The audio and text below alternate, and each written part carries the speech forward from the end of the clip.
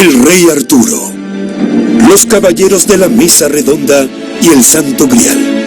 El mito que rodea al enigmático rey de los británicos no tiene rival en lo que respecta a su vitalidad. Durante siglos, la pregunta sobre quién era el Rey Arturo, un hombre o un mito, ha interesado a eruditos y pensadores. Fue el único capaz de sacar la espada mágica Excalibur de la piedra. Durante la batalla contra los sajones, es él quien define el desenlace. La corte de Camelot alberga a los caballeros más nobles y a las mujeres más hermosas. Las fiestas exuberantes rinden homenaje a su gloria y fama. Y su reputación de regente justo le precede. Él es simplemente la figura más deslumbrante de una era medieval idealizada. Se sospecha desde el principio que el Rey Arturo es una creación de pura fantasía. Nadie puede decir dónde vivió o murió, ni dónde está enterrado. Es un fantasma. ¿Quién o qué se esconde detrás del mito? Una antigua crónica histórica podría ser la respuesta.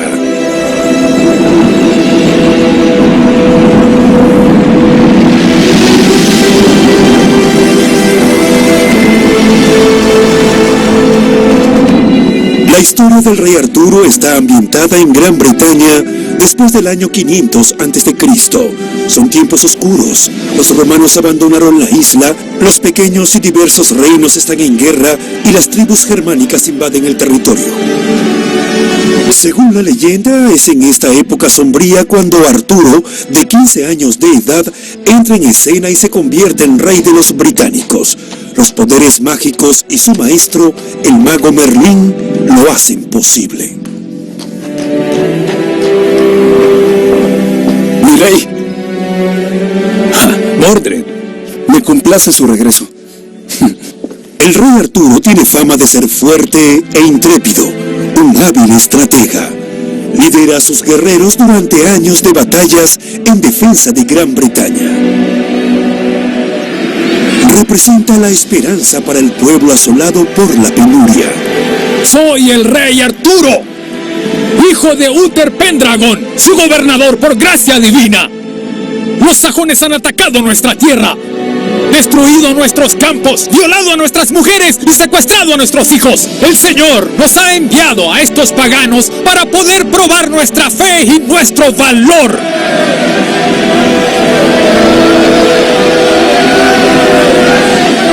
Es el gobernante ideal, la figura real, por lo que tiene cualidades de realeza, el liderazgo, las ideas de la guerra, la caballería, el honor, la nobleza y este tipo de temas que hacen que los escritores quieran volver a la leyenda de Arturo a través del tiempo. Se dice que el Rey Arturo fue a la guerra contra los sajones 12 veces. Finalmente, la condujo a su fin en Mons Vadónicos. En esta última batalla, la leyenda afirma que él solo mató a cientos de hombres. Parece una historia falsa. ¿Cuál es la verdadera?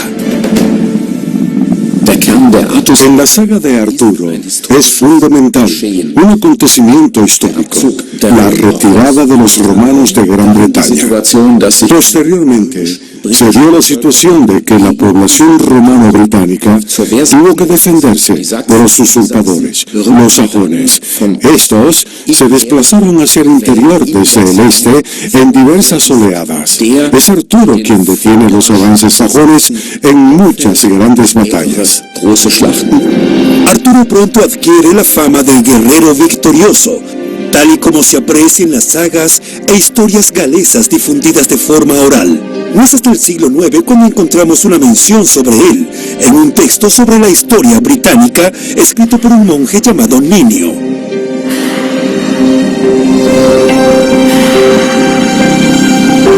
Pero el mito de Arturo tiene su origen en otro texto, una crónica del rey donde Arturo es el protagonista, escrita entre 1135 y 1138. El autor es Godofredo de Monmouth, presumiblemente un clérigo como Ninio.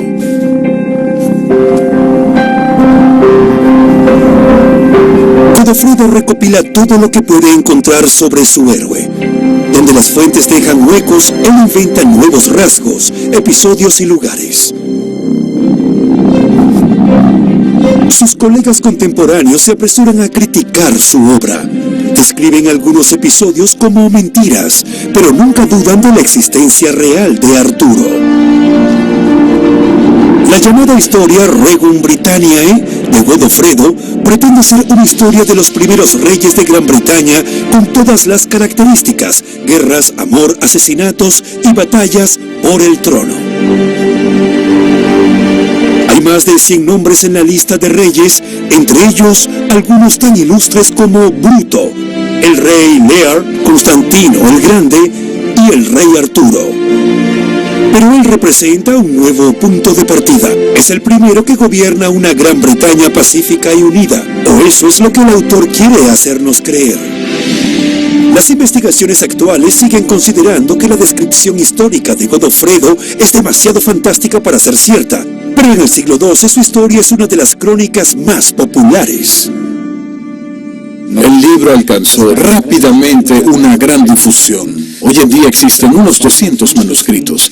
Solo disponemos de copias únicas de otras obras medievales, muchas de las cuales ya no existen manuscritos. Por lo tanto, 200 es mucho y debieron existir muchos más. Como es lógico, la crónica histórica convierte a Arturo en un héroe excepcional y en un soberano destacado. La figura encarna el ideal de gobernante medieval y se añaden otros atributos, entre ellos los de los ideales cortesanos. La idea de que la mesa redonda, que significa que es el primero entre los iguales, un jefe de Estado ideal, cuyo gobierno no es dictatorial, sino en conjunto con sus caballeros. Son aspectos que se desarrollaron en la época medieval y que siguen siendo relevantes e interesantes hasta nuestros días. Una y otra vez los investigadores han tratado de encontrar una figura histórica en la que se base Arturo. Según una teoría, puede haber sido el comandante Lucio Artorio Casto. Es probable que Artorio estuviera destinado a Gran Bretaña durante el siglo II.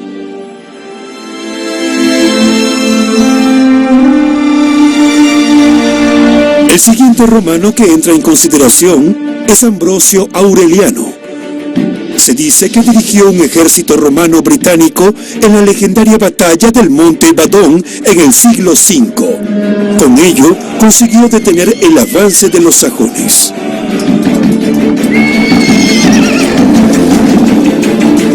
El tercer romano famoso que aparece repetidamente en la investigación se llama Riotamo. También es un comandante del siglo V y se cree que murió en el año 470 en una batalla contra los godos. Otra propuesta popular es la del hombre Oso Artos, palabra celta que significa oso. Esto lo convertiría en un guerrero celta que lideró la lucha contra los sajones, pero al examinarlas más de cerca, ninguna de estas teorías puede verificarse.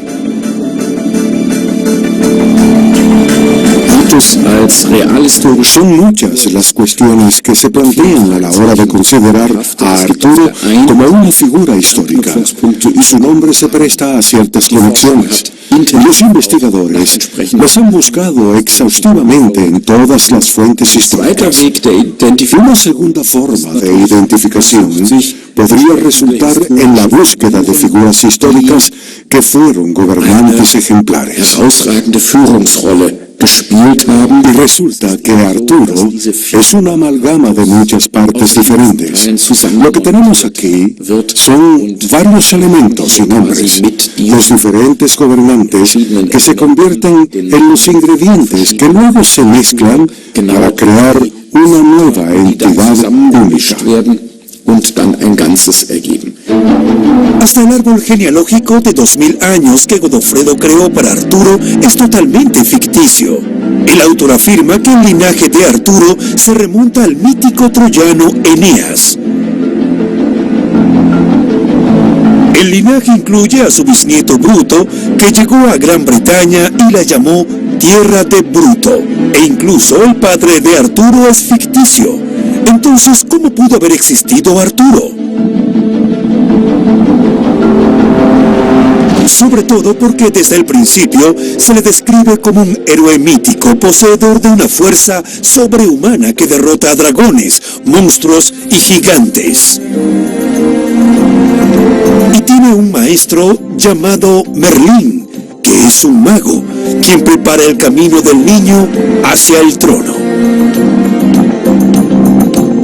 Godofredo también describe a Arturo como un caballero medieval, con un casco de oro, un escudo con la imagen de la Virgen María, con una lanza y una espada. Y hasta tiene claro su lugar de nacimiento. El pueblo de Tintagel, en la costa occidental de Cornualles, según Godofredo, Arturo fue concebido allí, la descendencia extramatrimonial del rey Uther Pendragon.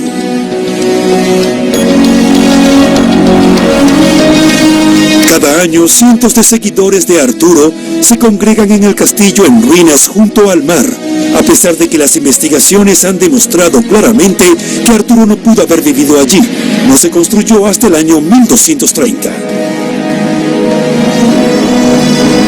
Los arqueólogos han desenterrado los restos de un asentamiento que data del siglo V o VI. Esto pudo haber inspirado a Godofredo. Si el rey Arturo nunca existió realmente, ¿qué más oculta este mito? La pista nos lleva a la familia real anglo-normanda. En el momento en que Godofredo escribe, el reino está en crisis política. Los normandos están en el poder desde hace unos 70 años. Provienen de los piratas escandinavos que asaltaron las costas de Europa durante décadas, incluidas las del norte de Francia. Tras una amarga derrota, llegan a un acuerdo con el rey francés y obtienen su propio principado. A esta nueva región le dan el nombre de sus orígenes, Normandía.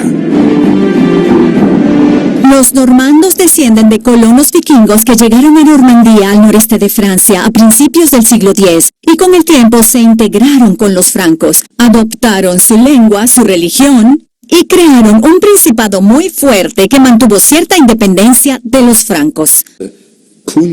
Esa habilidad de integrarse y reaccionar pragmáticamente es la gran ventaja de los normandos, que los llevó a fundar muchos gobiernos exitosos.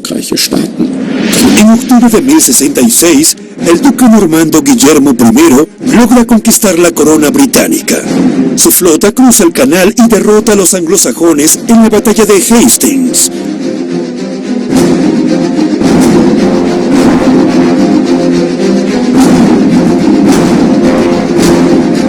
A partir de esta fecha, Guillermo es rey de Gran Bretaña y duque de Normandía. Pasa a la historia como Guillermo el Conquistador y es reconocido como el fundador de la familia real anglo-normanda.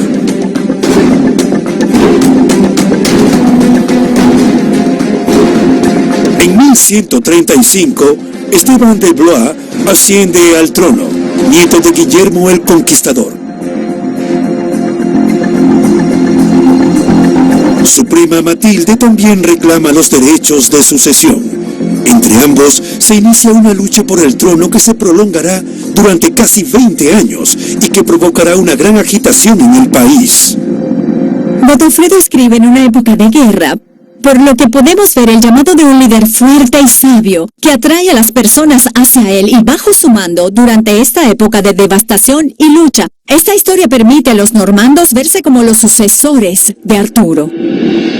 Esteban de Blois es quien descubre a Arturo y lo reivindica como antepasado de la dinastía anglo-normanda. El mítico gobernante de Gran Bretaña es la figura ideal para ayudarle a legitimar su pretensión al trono. Aparentemente necesitaba algo parecido a un fundamento dinástico. Y esto se lo da la historia Regum Britanniae, probablemente encargada por Esteban de Blois. Es probable que usara la historia de Arturo, ya que era bien conocida, para fortificar su propio reinado y reforzar su propia genealogía. Sin duda, es una obra con una intención y una idea muy clara. Se podría emplear el término propaganda para describirla. Mit dem Begriff Propaganda durchaus umschreiben. ¿Los normandos como gobernantes idealizados de Gran Bretaña? Los investigadores creen que es posible. Al menos Godofredo permite que el soberano legendario y los gobernantes normandos se fusionen. Esteban podría haberse visto a sí mismo como el rey Arturo. Arturo es un gobernador ideal y ejemplo de los valores normandos y la cortesía. Y puede haber imaginado su propia corte como un lugar que refleja la corte de Arturo, su excelencia, su esplendor, su nobleza, la sofisticación de sus caballeros y damas. Eso sería algo que Esteban pudo haber imaginado para sí mismo. El lector se queda sin saber nada de la vida privada del rey Arturo. Se casa con Ginebra, que pertenece a una noble familia romana, como dice Godofredo. La boda tiene lugar después de una batalla contra los sajones.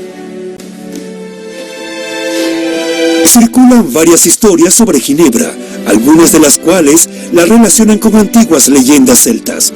Es el Hada Blanca, una traidora malévola, una mujer débil y casta, pero Arturo la ama con todo su corazón. Ginebra. Buen día, amada mía.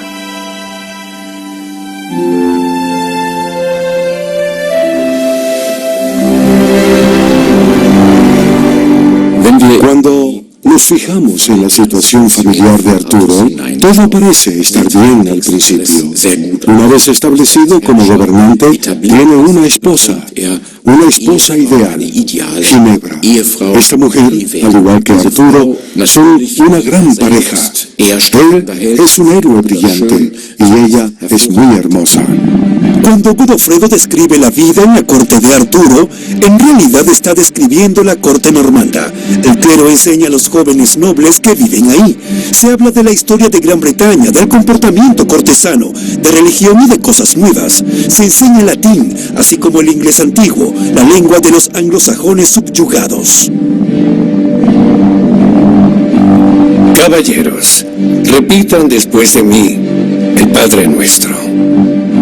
Padre nuestro, Padre nuestro, que estás en el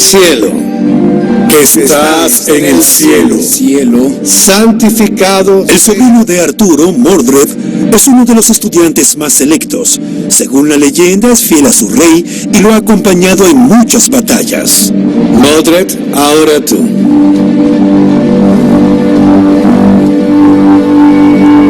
La lengua materna de los normandos que traen a Gran Bretaña es el francés, pero conquistadores y conquistados se adaptan. Y poco a poco el inglés y el francés comienzan a mezclarse. En pocas décadas surge una nueva lengua, el anglo-normando.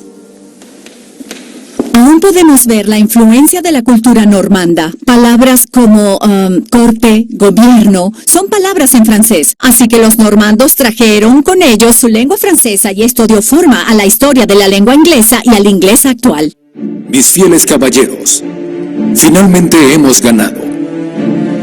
El enemigo se dispersó. El territorio es seguro. Hora de celebrar. Hay tiempos para luchar, pero también tiempos para celebrar. Mordred, querido sobrino, eres como un hijo para mí. Mi rey, su traje. En una época en la que solo una minoría sabía leer y escribir, la lengua es especialmente importante. Cada palabra que pronunciaba el rey era significativa. La época medieval es una época de idiomas, símbolos figurativos y gestos.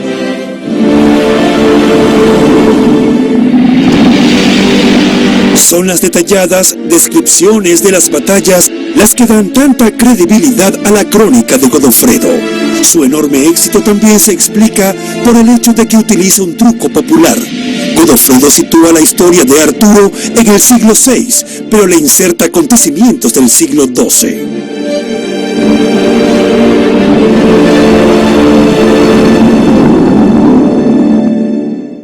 Era una estrategia habitual de los autores medievales para relatar su historia con el trasfondo de su propia época.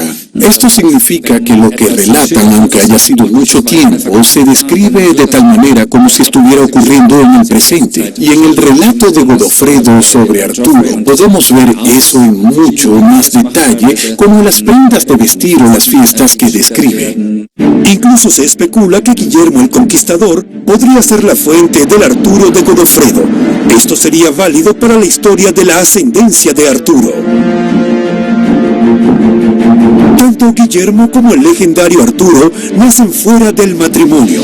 Se les tilda de bastardos y tienen pocas esperanzas de ascender al trono, pero ambos lo consiguen. Las descripciones de las armaduras y las armas en la obra de Godofredo también reflejan el mundo normando del siglo XII. El tapiz de Bayeux muestra cómo resultó esta situación. En él se eterniza la conquista normanda de Gran Bretaña en la batalla de Hastings de 1066, representada con todo lujo de detalles a lo largo de casi 70 metros, una especie de historieta medieval. Las tropas montadas de Guillermo el Conquistador con armadura pesada, equipadas con lanza, espada y escudo, son la inspiración visual del autor cuando habla de Arturo y sus caballeros combatientes. La victoria en la batalla de Hastings se logra gracias a los ataques masivos de los normandos y su extensa caballería.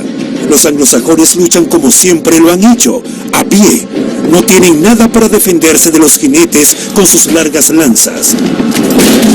La derrota en Hastings sella la perdición de los reyes anglosajones en Gran Bretaña. Los normandos toman el cetro en sus manos y cambian el país fundamentalmente. El botín se reparte entre los vencedores. Los caballeros son recompensados con feudos. Estos les obligan a cumplir con su rey, al que sirven como vasallos. En primer lugar, esto significa seguir fielmente a su rey en la batalla. Fueron tiempos exitosos, pero ahora serán recompensados. Cador, te doy Cornualles, con todos sus pueblos, castillos, campos y bosques como feudo. Se lo agradezco, mi rey. Tú, Gawain, tomarás Maine. Sé justo.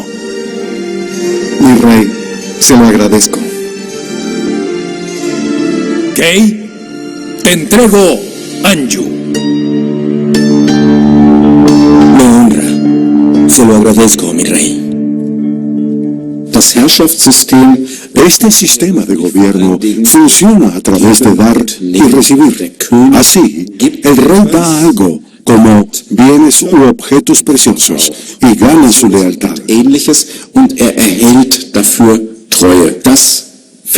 Eso es lo que vemos alrededor de los gobernantes en este reino británico normando.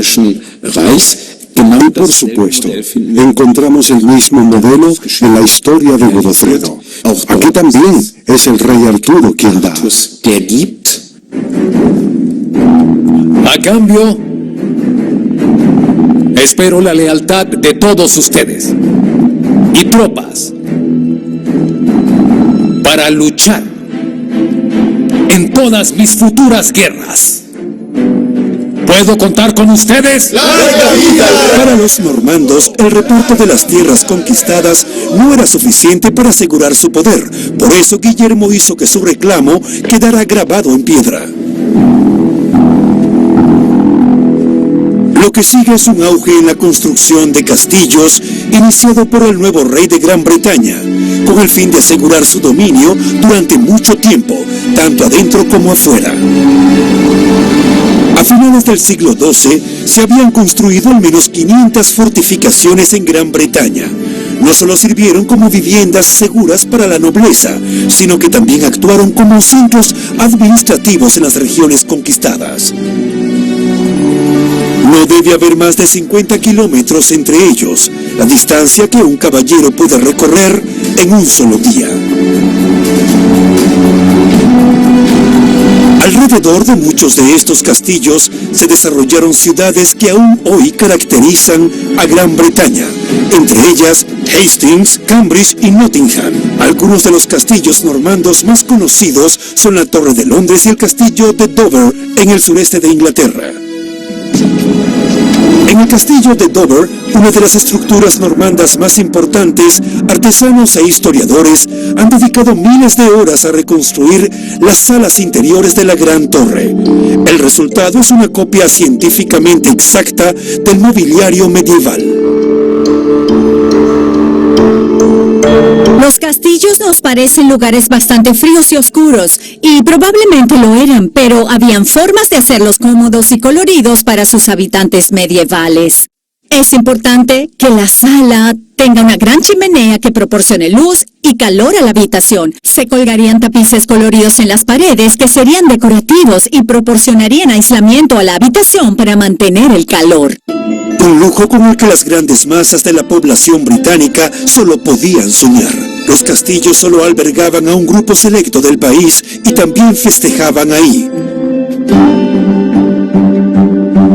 Las descripciones de la vida en la corte y sobre todo de sus celebraciones constituyen una gran parte de la crónica de Godofredo. Describe costumbres y rituales que proceden de Francia y que se puede demostrar que fueron introducidos por los normandos. Cuando el rey hace una invitación, sus vasallos abandonan sus castillos y se dirigen a la corte real. Los festejos son opulentos y continúan durante días. Se celebran torneos, se juega al ajedrez, tocan música, comen y beben en abundancia. Podemos ver esta cultura cortesana en la historia de Godofredo, donde Arturo celebra la corte y muchas festividades en tiempos de paz. Tiene los más excelentes caballeros, las más bellas damas. La corte de Arturo es un lugar de magnificencia, esplendor y sofisticación. Esto refleja la cultura cortesana de la época de Godofredo.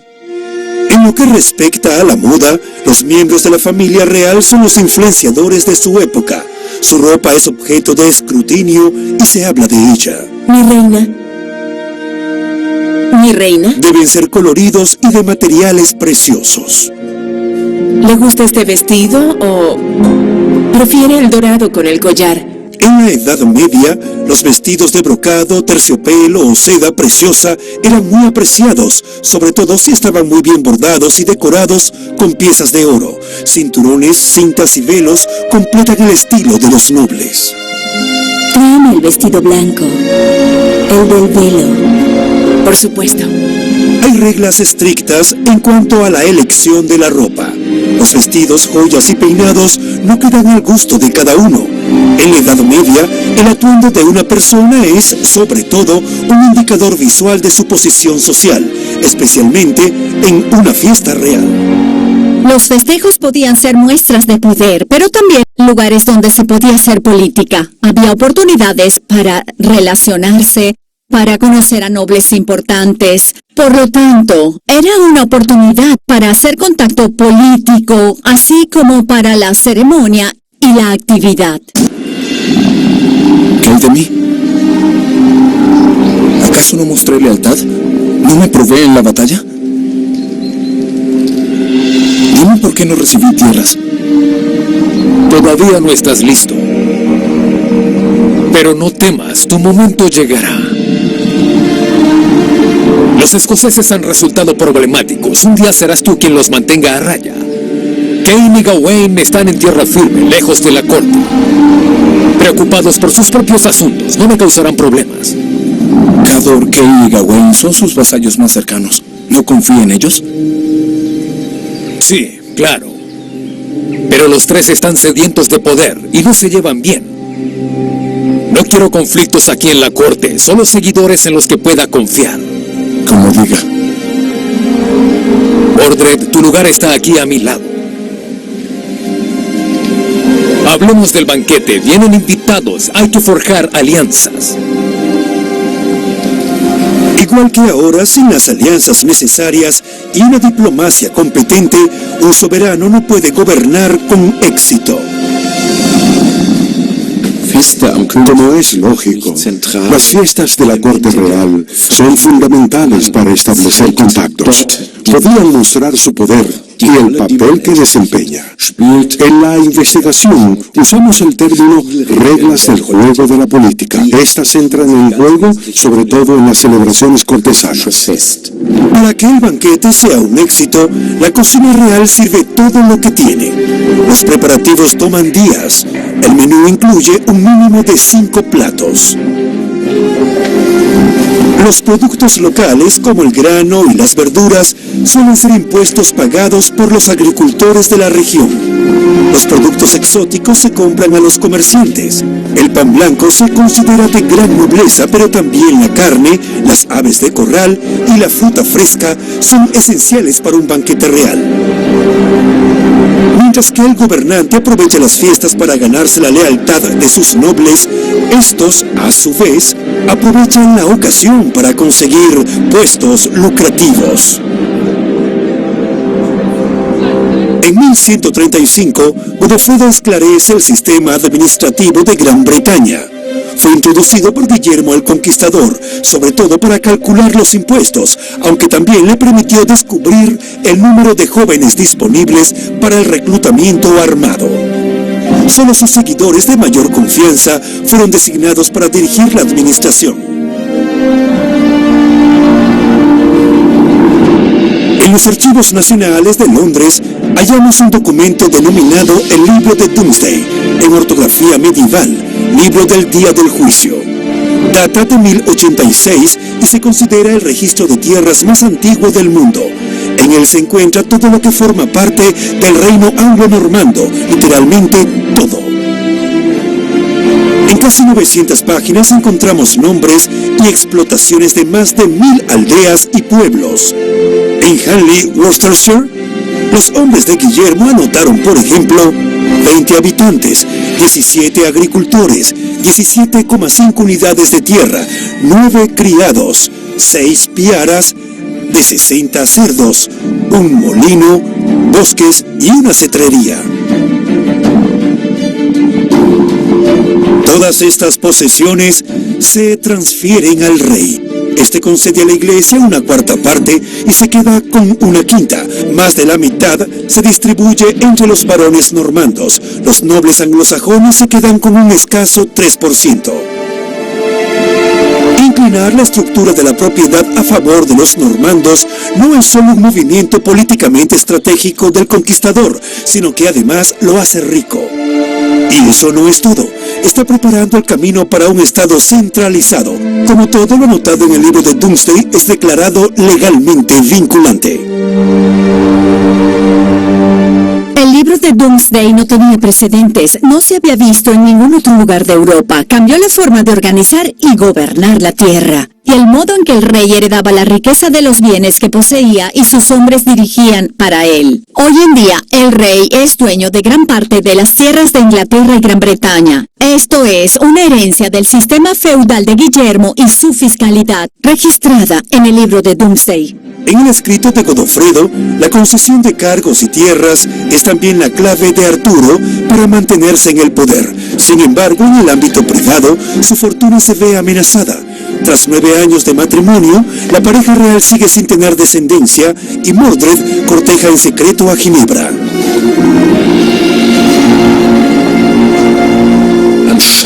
Al parecer, es necesario un contraste de este tipo, una figura opuesta al héroe ideal.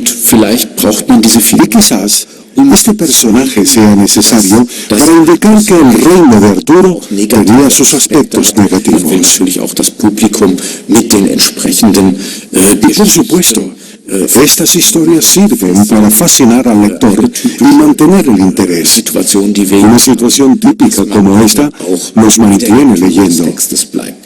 El sexo y el crimen funcionan hoy en día, y también era algo que enganchaba a la gente de las cortes medievales.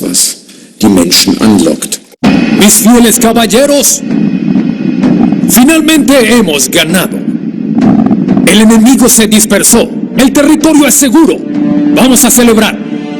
¡Larga vida al rey Arturo! ¡Larga vida al rey Arturo!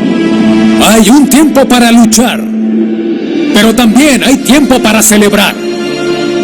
Han luchado con valor. Mordred, mi sobrino, eres como un hijo para mí. Has demostrado ser valiente en batalla. Deberemos a tu salud. ¡A tu salud! ¡A tu salud! ¡A tu salud! Se lo agradezco, mi rey. Pero es su valor el que pone en evidencia al resto. Por su salud y por la de la reina. Que sean bendecidos con un hijo y un heredero. ¡Larga vida al rey Arturo! ¡Larga vida al rey Arturo! ¡Larga vida al rey Arturo! Godofredo no comenta el coqueteo entre Ginebra y Mordred, pero sí critica la galantería y el letargo, ya que amenazan la paz. Una premonición que podría hacerse realidad, ya que los mensajeros llegan a la legendaria corte de Arturo, el castillo que luego se conoce como Camelot. El autor lo sitúa en la ciudad de Legiones en Gales. Esta ciudad de Legiones en Gales, Caerleón, fue un importante emplazamiento militar romano hasta el año 300 a.C. En el siglo XI los normandos construyeron aquí un castillo. No es casualidad que Godofredo elija este lugar. Está a solo 40 kilómetros de su lugar de nacimiento. Conoce la región como la palma de su mano. Una de las cosas realmente interesantes de la obra de Godofredo es que da a Caerleón un papel fuerte e importante dentro de toda la historia. Aparece de forma desproporcionada dentro de una historia de Gran Bretaña. Y la arqueología ha demostrado que muchas de las grandes estructuras que los romanos construyeron, el anfiteatro en el que nos encontramos, la gran torre arqueada en el centro de la fortaleza y los baños, seguían estando en pie. En la época de Godofredo de Monmouth, él escribe en el texto que era realmente apropiado celebrar esta gran ceremonia aquí. El anfiteatro da lugar a un aspecto totalmente nuevo del mito artúrico, la mesa redonda. Y por supuesto, Caerleón tiene esta gran característica, la cual también tiene forma de círculo que muy pronto se vinculó con una gran mesa redonda y se conoció como el campo de la mesa redonda. El propio Godofredo no utiliza el término mesa redonda. Se limita a describir que Arturo y sus caballeros se reúnen en una sala circular de la torre, pero algunos expertos deducen que esta escena inspiró a otros poetas mucho más adelante. No es hasta unos 20 años después de la crónica de Godofredo cuando un autor normando traduce la historia al anglo-normando e incluye la mesa redonda. La idea era un rey brillante en medio de sus nobles caballeros en una mesa redonda, todos con el mismo rango y honor. Solo los mejores y más valientes hombres pueden sentarse ahí. Es una comunidad muy unida que decide al unísono cómo debe gobernarse Camelot. Una imagen medieval ideal, al menos en teoría.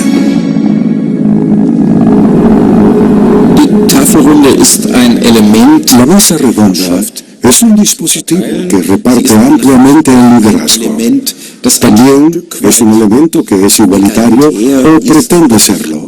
Por supuesto, el gobernante Arturo sigue siendo primus inter pares, pero entonces todos están en igualdad de condiciones. Sin embargo, los poemas épicos sobre Arturo muestran que esto también puede conducir a la envidia y al resentimiento. ¿Quién se sienta más cerca del soberano? ¿Quién a su derecha? ¿Quién es el mejor caballero? Enviados de Roma han venido por mí. Me declaran usurpador y advenedizo. Dicen que debo aprender cuál es mi lugar. Cuestionan mi soberanía en Gran Bretaña. Exigen recuperar todas las tierras conquistadas. Y nuestra sumisión. No es posible. No lo permitiremos. Tranquilos. Roma se siente amenazada por Arturo y exige su sumisión como vasallo. El episodio de Godofredo alude al conflicto medieval entre las casas reales anglo-normanda y francesa. A partir de Guillermo el Conquistador, los reyes normandos de Gran Bretaña son al mismo tiempo duques de Normandía y como tales, vasallos del rey de Francia, pero los gobernantes normandos se niegan a reconocerlo.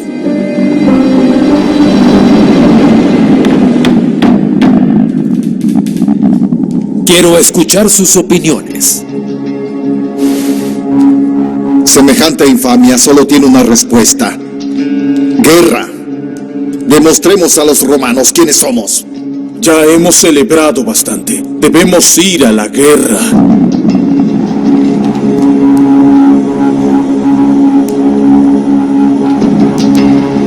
Los británicos no somos cobardes. Somos luchadores. Yo digo que vayamos a la guerra. Se dice que Roma reclutó a más de 460.000 soldados. Arturo está dispuesto a enfrentarse a este enemigo. Puede confiar en sus fieles guerreros y caballeros. Los normandos son los primeros en conocer a los soldados profesionales.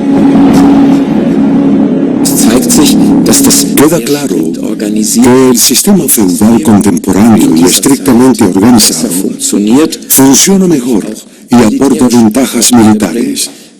Porque este estricto sistema está organizado de tal manera que hay soldados profesionales integrados en el sistema y que están muy especializados. En este caso, hombres a caballo. Más tarde se convierten en Ritter en alemán. De Reiter, Rider. En la cúspide de su poder y en un momento de paz, Arturo toma una decisión trascendental, convencido de que salvará a Gran Bretaña. Escribe que me dirijo a Roma. Iré a Roma, pero no para someterme, sino para conquistarla. ¡Larga vida al rey Arturo! ¡Larga vida al rey Arturo! Mordred, tú me sustituirás en mi ausencia. Te confío las tierras. Dejo a mi reina bajo tu protección. Se lo agradezco. No lo decepcionaré. Tiene mi palabra. Defenderé la tierra y a la reina con mi vida. Pero Arturo comparte el destino de Guillermo. Cada vez que los normandos dejaron la isla para luchar en Francia, los traidores intentaron usurpar el trono en Gran Bretaña. Traidores de entre sus hombres de mayor confianza. En el caso de Arturo, es su sobrino Mordred quien forja un plan siniestro.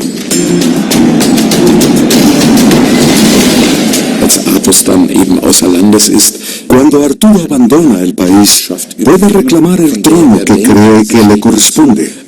Pero, como vemos, el derecho de sucesión está en su contra y lo descalifica como legítimo gobernante.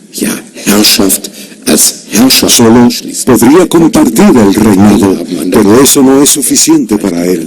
Y desde su punto de vista, ese problema solo puede resolverse con la traición.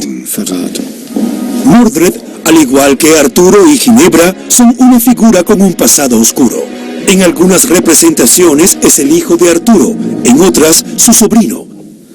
Y el mago Merlín predice que un día se sentará en el trono de Arturo.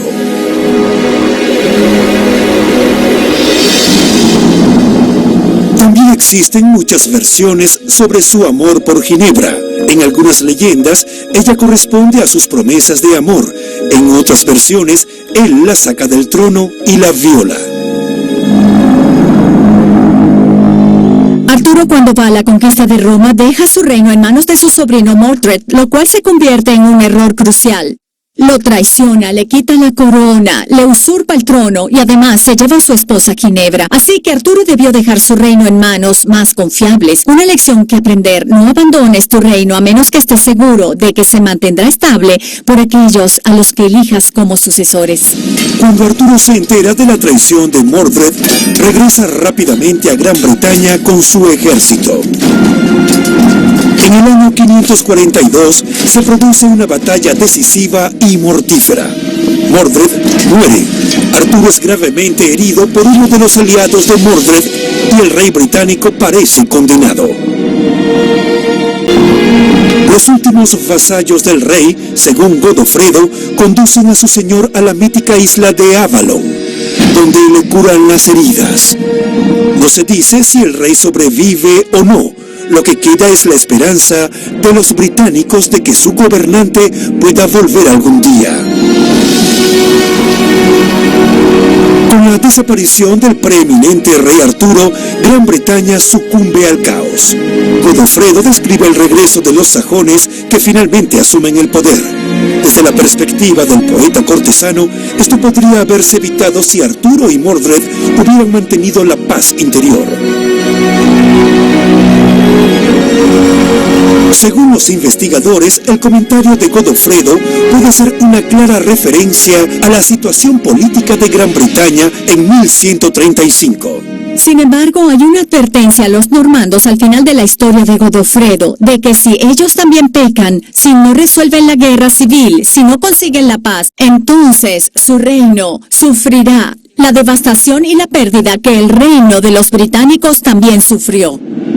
Esta advertencia podría aludir a la lucha por el trono entre el rey Esteban y su prima Matilde. La llamada anarquía mantuvo a la casa real en vilo durante años. No es hasta después de la muerte de Esteban que el hijo de Matilde, Enrique II, saluda una nueva era. Pero la crítica de Godofredo no disminuye la popularidad del rey Arturo. La historia de Godofredo tuvo una enorme influencia en la época medieval y mucho después. E incluso luego de que Godofredo la escribiera, cuando el rey Esteban, Guillermo el Conquistador y otros ya no estaban en el poder, los escritores seguían contando la historia de Arturo y sigue siendo atractiva para los lectores y escritores, en la que es un rey guerrero, un gobernante ideal y un ejemplo de liderazgo bueno y fuerte. La publicación del libro de Godofredo crea una avalancha. Muchos autores descubren al legendario rey por sí mismos y siguen tejiendo su historia con imaginación. Justo 20 años después de la crónica del rey, el poeta Weiss redacta su Roman de Brut en anglo-normando con el añadido de la mesa redonda. El poeta francés Chrétien de Troyes nombra a su vez a los caballeros Lancelot y Parcival e incorpora el Santo Grial a la saga de Arturo. En la obra de Robert Boron, de alrededor del año 1200, hallamos por primera vez la espada en la piedra. En Alemania son principalmente los escritos de Hermann von Aue y el famoso Parcival de Wolfram von Eschenbach los que hacen a Arturo popular. El rey Arturo anglo-normando de Godofredo se va difuminando poco a poco. Su héroe se transforma incesantemente. De rey fuerte, sabio y justo, pasa a ser incluso un salvador cristiano. Muchos gobernantes anhelan beneficiarse de su esplendor. Ricardo Corazón de León, que da a su espada el nombre de Excalibur, es el primero de una larga serie de soberanos británicos que intentan remontar su ascendencia a Arturo a toda costa.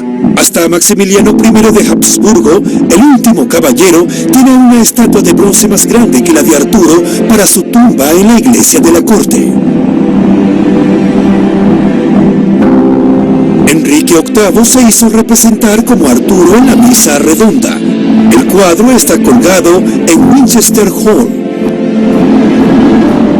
En 1848, la reina Victoria encarga la decoración de su vestidor en el Palacio de Westminster con imágenes de la saga.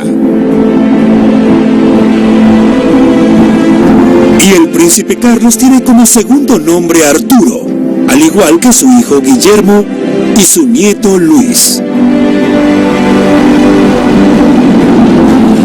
Los investigadores siguen buscando rastros de la existencia de Arturo hasta el día de hoy, aunque la mayoría de ellos no creen que exista un verdadero Arturo. Para ellos es simplemente la personificación de un gobernante medieval ideal. Cada autor crea su propio mundo artúrico, Y a menudo, los acontecimientos y las personas reales brillan con luz propia. En el relato de Godofredo podrían ser los gobernantes anglo-normandos.